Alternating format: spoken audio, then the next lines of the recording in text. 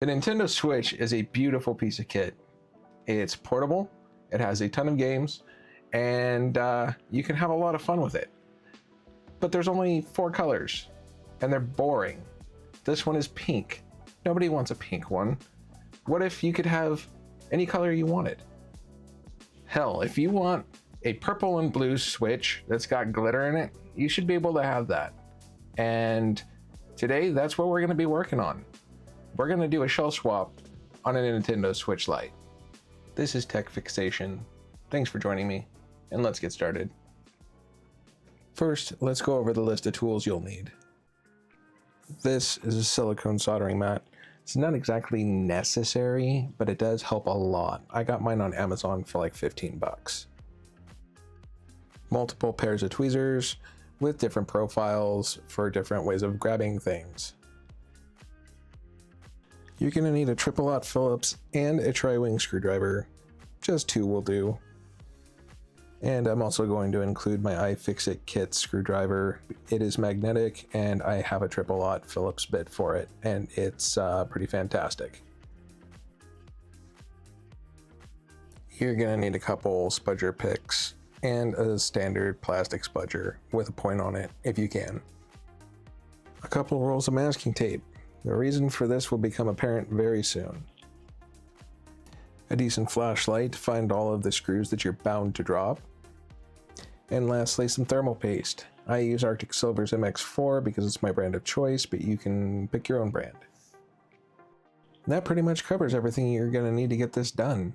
Let's go ahead and tear into this thing. To start, using your tri-wing, take out the 4 screws in the back. This is the only time that you're ever going to use this screwdriver. After that, it's all Phillips.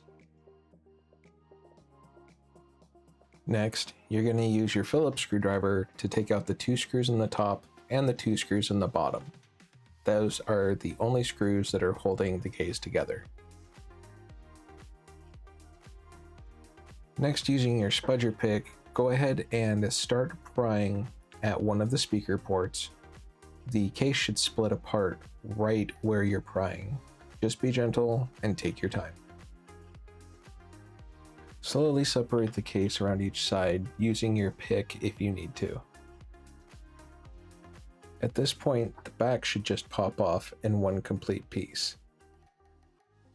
Told you those rolls of tape were important. Set the back of the case aside for now. There's a couple pieces from this that we're going to have to scavenge for later. Now on the back of the heat shield, there's going to be 4 screws. We're going to need to remove these.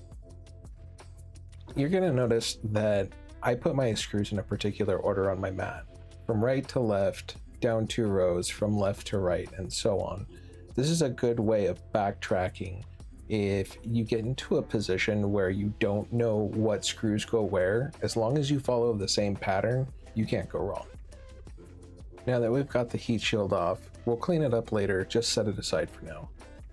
We need to pull this ribbon cable in order to get to the battery terminal. Trip the gate, gently pull out the ribbon cable, which will expose the battery cable. Pry up on it with the pointy end of your spudger and it should pop right out. Bend the cable back out of the way so that it doesn't reconnect with the motherboard. Let's go full on squirrel for a second and change gears. Let's clean this old thermal paste off of the heat shield. Just use a dry Q-tip and it should come right off. We'll be cleaning it again with alcohol a little bit later.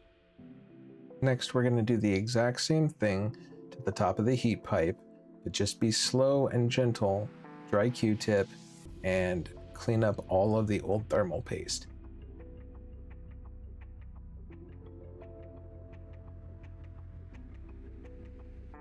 Next, take out the 3 screws holding down the heat pipe. Again, just go slow and steady. You do not want to strip these screws out.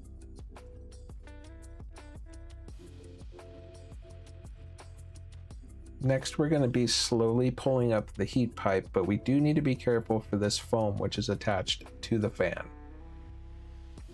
Take your spudger pick, find a good place to get a good grip underneath the heat pipe, and then pry up gently. I use the pointy end of my spudger to slowly separate the foam from the fan. At this point, you should be able to just lift away the entire heat pipe assembly away from the fan. And now next, we're going to go ahead and tackle this factory thermal paste by removing it again with a dry Q-tip. This copper is exceptionally thin, so you need to make sure that you use very light, very slow strokes so that you don't damage it. Once done, let's go ahead and take out the card reader. Let's start with the ZIF connector to the right of it. Trip the gate, pull the cable, and then take out the 7 screws holding this piece in place. I'll take a quick second here to just say, if you're liking this content, please consider liking, commenting, and subscribing. I am a brand new channel, and I have plenty of content coming up, including unboxings, reviews on tech, on EDC carry, just all the things that I really enjoy, and I want to share that with you. And by liking and subscribing, it helps the channel and also helps YouTube deliver this kind of content to other people who have similar interests. Thank you again. Now that that's out of the way, let's also get this card reader out of the way. It's pretty cool because it is a single piece thing, and just go ahead and set this whole piece aside. We'll be taking out the 3 screws that hold in the fan next. Trip the gate on the ZIF connector for the fan and pull the ribbon cable out. Remove the 3 screws for the fan.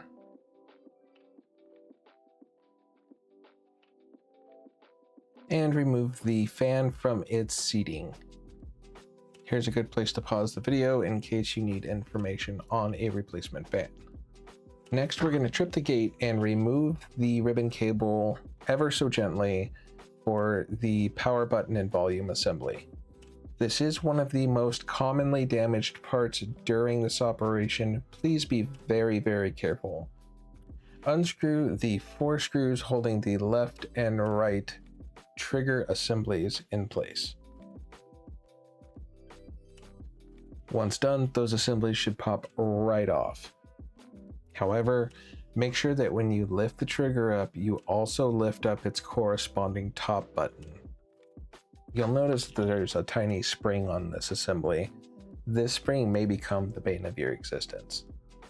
It has an exceptionally bad habit of just shooting off into space, never to be seen again, so please be careful. Grab the little gray trigger nubbins and set them aside for later.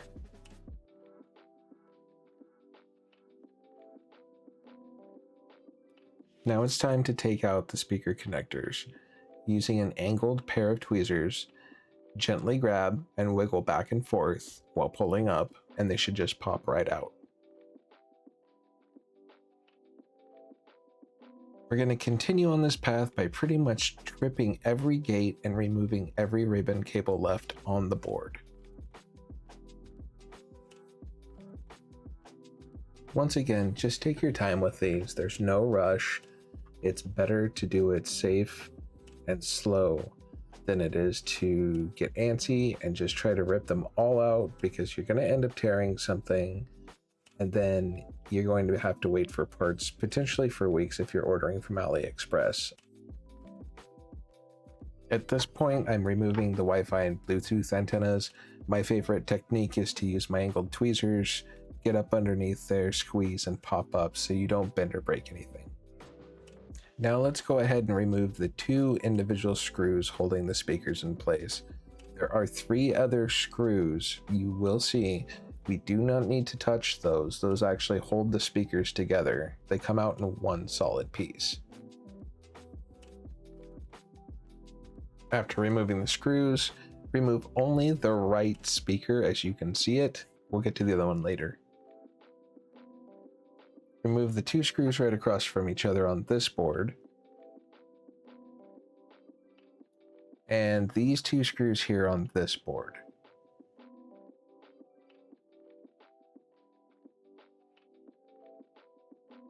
And then jump back over and remove these 2 other screws over here on the right.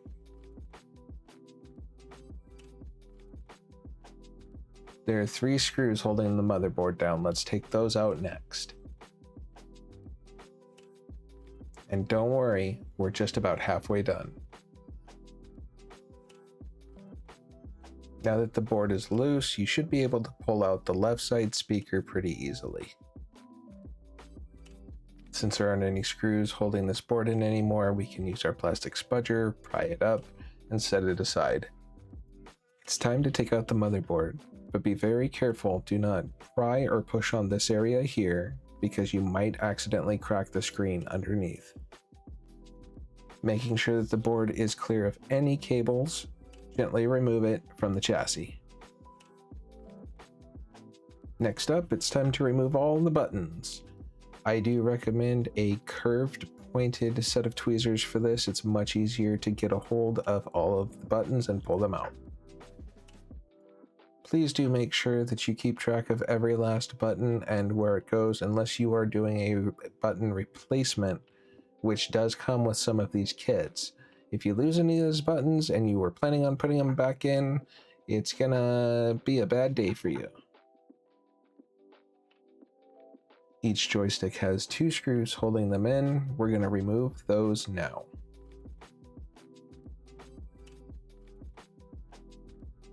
Remove the joystick and then very gently remove the black dust cover that is attached to the frame.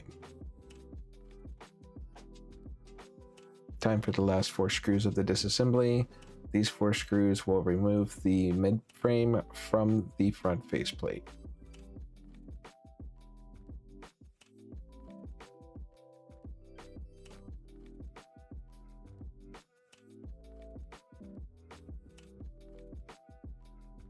Pull the mid frame up and away from the front faceplate.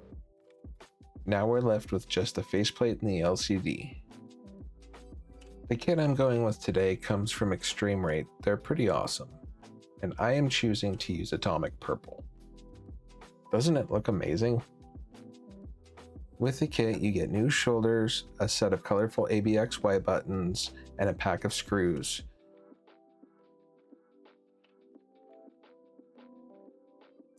Along with this gorgeous shell, you also get a screen protector that is tempered glass that has a colored bezel to hide your existing bezel on your screen. I won't be using this. Now it's time to do some transplanting.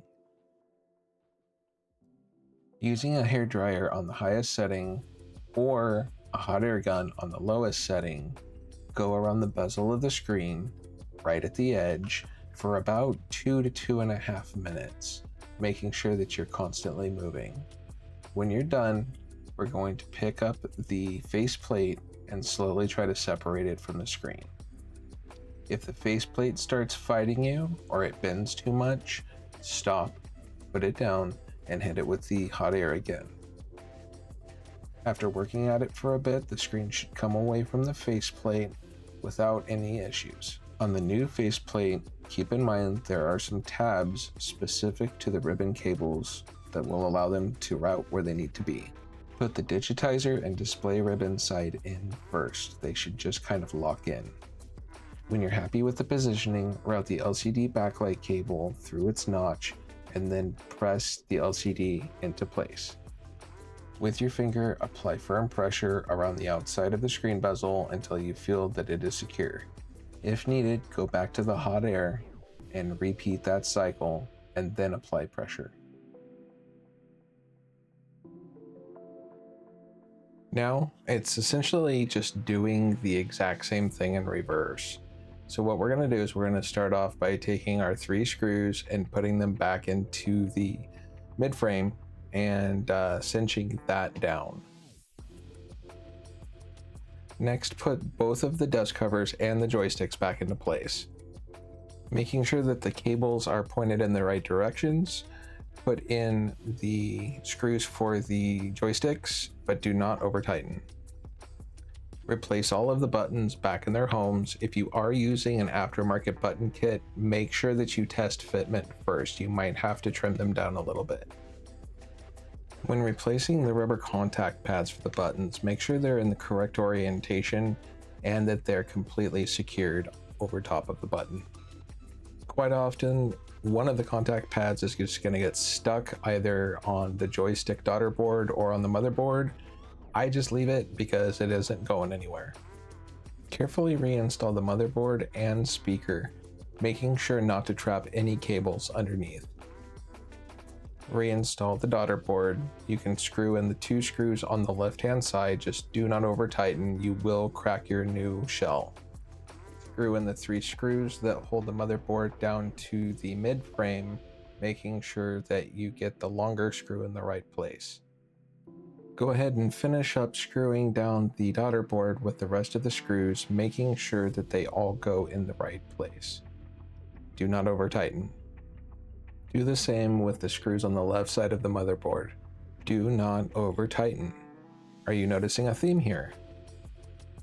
Reinstall the right speaker, screw it down, and then go ahead and screw down the left speaker as well. Next, go through and reattach every single cable, except for the battery cable and the cable that goes over it. I'm not going to bore you with this, it's just a repeat of what we did before, only in reverse. Assemble your new trigger buttons and get your shoulder buttons ready for installation. Put the spring back on them if they've come off, making sure that it's on there nice and snug. Important note, make sure that your shoulder buttons go in the right spot. They are labeled L and R for a reason. They will go in backwards, but they will not function once you have the entire thing reassembled. If needed, you can use your spudger to kind of push the spring down into its little pocket. That does help. Replace your rubber contact pads for the triggers, put your triggers on top of them, and then screw them down. Test to make sure that all 4 buttons are functioning as they should.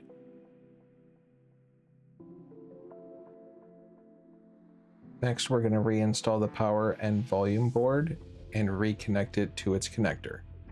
You will note that there is a channel that the ribbon is supposed to go through, as shown here. It's now time for our first test to see if we can get signs of life out of this. Let's go ahead and reconnect the battery cable, followed by the cable that goes on top. Hold the power button down and hopefully you will be rewarded with life. Yay, good job!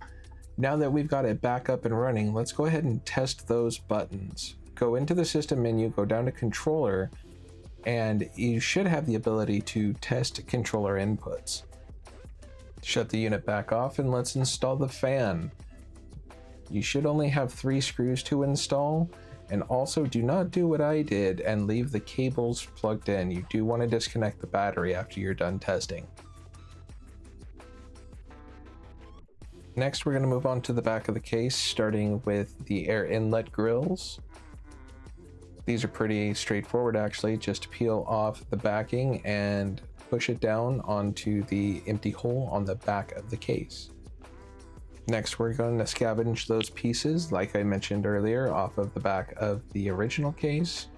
It should be 2 little plastic braces. Screw those into place over your new covers for your SD and your game card slot.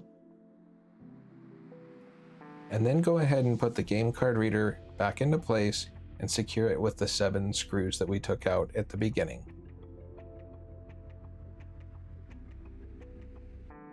Next, we're going to want to put down some thermal compound. I usually use about a pea-sized dab of MX4. I'm not going to be doing that here because I plan to take this back apart and do some more work on it. Put the heat pipe assembly back into place and lightly secure it with screws. Do not tighten yet. Once all 3 screws are back into place, go back through and slowly tighten each of them all the way down. Put a little bit more than a pea-size amount of thermal compound on top of the heat pipe, and then it's time to put on the heat shield. Screw the heat shield down with its screws, making sure that you do not over tighten, just go slow and steady. Let's clean the back of the heat shield off with an alcohol wipe. You will see this through the clear shell, so you want it to be shiny. Install the back shell, starting with the top first. Once that is on, apply pressure all the way around the sides slowly, and it will click into the little snaps that hold the sides of the case in place. Reattach the 4 screws in the back using your tri-wing screwdriver and screws. Do not over tighten. It will crack the back shell. Install the 2 screws on the top and the 2 screws on the bottom, and we are officially done with all of the screws. Retest all buttons and the opening for your card reader and the game cartridge slot to make sure that they open and close properly. There's one last thing that we need to do, and that is to decide what kind of screen bezel we want. These kits come with screen protectors, and they cover up the existing bezel to make it look a little bit nicer. I have a black one, I have a gray one, and a white one. I think I'll be going with the white one on this one.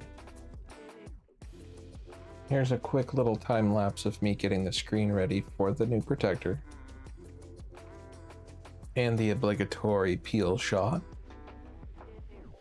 And believe it or not, this actually was done in one go. That never happens. Usually I have to pull these things up 4 or 5 times and put them back down and pray that there's no dust or anything underneath. I absolutely love this part of putting on a screen protector. That's just a sign of success right there.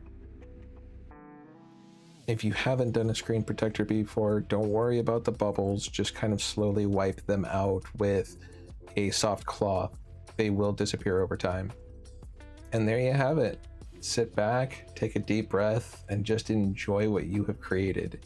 You now have your own unique piece, and probably nobody around you can say the same. Enjoy it. Once again, everyone, thank you for watching. Thank you for following along. If you did like this, once again, please like and subscribe. I am a new channel, and I can use all the help I can get. Go out there and enjoy your new device, because you just gave it a second lease on life. Thanks a lot. Take care.